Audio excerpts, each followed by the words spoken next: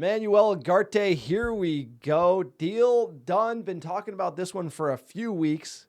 PSG, CDM, coming to Manchester on the plane as we speak. How are you feeling about this one? You rate the Uruguayan. You're telling me about him in Copa America. Played well against the USA. Haven't watched too much of him at PSG. 50 million euros plus 10 million euros in add-ons. Not cheap, but coming to Manchester United's midfield near you. Hey, he was highly rated by Ineos. He has no connection to the Dutch league at all, so that should be refreshing for everybody. And for his profile, he's basically as good as you can get in the open market. So he is a destroyer. He is a pure play, out-and-out destroyer, closer to the model of N'Golo Kante than a Casemiro, who's can play the ball as well as he can tackle. So I don't think he has the ceiling that Kante had, but that's the profile. Top tackler, one of the top tacklers in the league, right behind a player that I know you and I both rated in Polina, who ended up going to Bayern, leaving from Fulham. So he fits the profile. He's a good age. He's a good physicality for the league. He's 23 years old. He's 6 feet tall, but he's built. He can hold his own. I think we need that. The physical presence is huge in the EPL, and we lost Varane. We're losing McSauce. To have a player like him, along with Xerxes, who's got some size, obviously De Ligt, even Mazraoui's got some size to him. I like that about him. You know, he's not as versatile as some of the players that we had hoped in this position, right? That player out of Benfica that actually replaced Ugarte at PSG is more versatile. But I think for what we need and what we have around him, we need someone who basically bail out our back line, win the ball back, and give it to either Kobe Mainoo or Bruno Fernandes, or Martinez or De Ligt, and someone who could spray the ball. So for that's why I'm excited. What are your thoughts on Ugarte, sir? Look, you get rid of Scott McTominay, who's, a lifer, been at the academy for more than 20 years, so that you could get a Ugarte. That's harsh. But United haven't been harsh enough. And so at least we're trying something. Ineos is making moves. So do I think he's going to figure it out and solve our midfield woes in the Premier League? I do not. Do I think that price should do it? I do. So is Ineos really sharp on this one? I don't think so, but I think we're trying to plug a hole that is much needed in this squad. And he's got all the stats to tell you he could be a player. Do I think he will be? Uncertain. So I'm a little nervous on the price tag mainly. If you get this for like 25 plus 10, like deal all day, this is turning into a proper midfield, shooting a barrel type of signing. You think of a Lenny Euro next decade on the back line for Manchester United. Is Ugarte going to be in that similar position? This almost feels kind of like a punt. Like, I'm hoping this is going to work out 50-50. So many of our signings haven't. So I bet if you look at just like the odds of our signings, they just haven't worked out to the point where like we're due. So like, I do feel like hopefully Ugarte will work out, because you can go down the list of signings that haven't come off at Manchester United. So I'm hoping he breaks that bad luck streak. Look, I want to like him. The stat sheet shows that, but Paul Scholes was talking about him and saying, hey, you need someone who can like run the midfield at Manchester United. And you look at the best team in the world and the best player in the world to do that, and that is Rodri, and Ugarte is not that. So if I'm Manchester United and I want to compete with the best, I want to win the Champions League, I want to win the Premier League, I'm looking for Rodri 2.0. I don't know if Ugarte is that. Rodri 2.0 probably costs 100 million euros, to be fair. So there is some sort of deal making there. Net positive for me, but I don't think it's the solution long-term to Manchester United's midfield.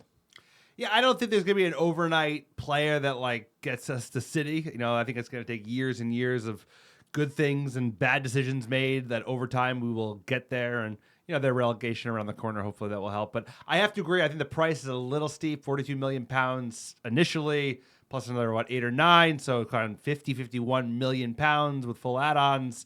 Definitely up there, especially with Amadou Onana going. That was one that like, he has more upside. He looks good. He's a good player. Really he went good. for 50 million pounds. Similar age. He's bigger. He's Premier League proven. So that would be one of the ones where like, I think we're going to give him high marks for Ineos. You have to, given all the considerations that are at play, the sales, the buys. I think he's a good profile. I think we paid a little bit steep, but I think like we're not looking to be City tomorrow. We need someone who's going to fit in with what we have today. And I think this player could help take some pressure off the back line for players who are better, arguably playing the ball than winning the ball, right? Especially DeLitt. Martinez can win the ball, but DeLitt is better in the air and better playing the ball.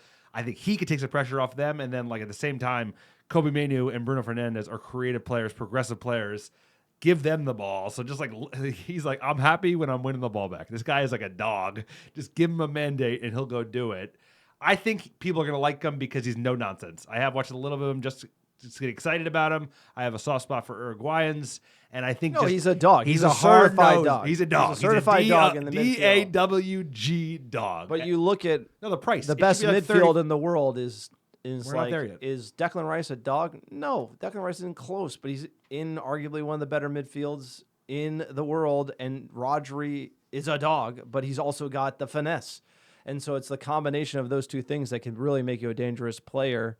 You know, Manchester United, what they're trying to do, this signing does make sense from an Ineos perspective. Last year, Casemiro was way too exposed in the middle of the field. They're saying, hey, we don't want to run it back this year. This guy could plug that part of the midfield we had trouble with and stop the bleeding. So I think it's really trying to solve that issue right away, and I get it, and it's what we need right now, but it's like more of a stop the bleeding than a, if you were to build the best team in the world, would he be a part of it? Probably not. That's my only criticism, that and the price tag. But I'm pumped to Ugarte because we need him. Like, we need somebody that can do this job. Casemiro's going to get injured. That's very predictable, and he's going to slot in and, bam, own this position. Like you said, he's a dog in the midfield. I think he's going to fight and die for the badge. Like, him and Martinez are going to get along great.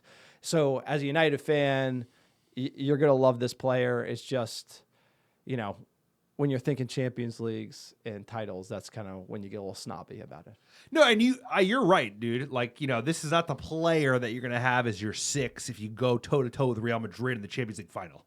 But this is a player that you need in your squad. Rainy day at Stoke. To go 60 games, 60-plus games across the EPL, Europe, FA Cup, you need a player who is a dog, who could break up play, who could take some pressure off other players. Europa League. So you get him. He's 23. He has resale value because he has years. And then eventually you bring in a six who's has a higher upside, like I said. Like, he won't be as good of a tackler as Manuel Ugarte is. He's an elite tackler, one of the best in the game, but he can't pass the way you want your six to pass or pull the strings. I get that. I feel the same way, but it's just like baby steps. Right now we need somebody because last year it was a mess.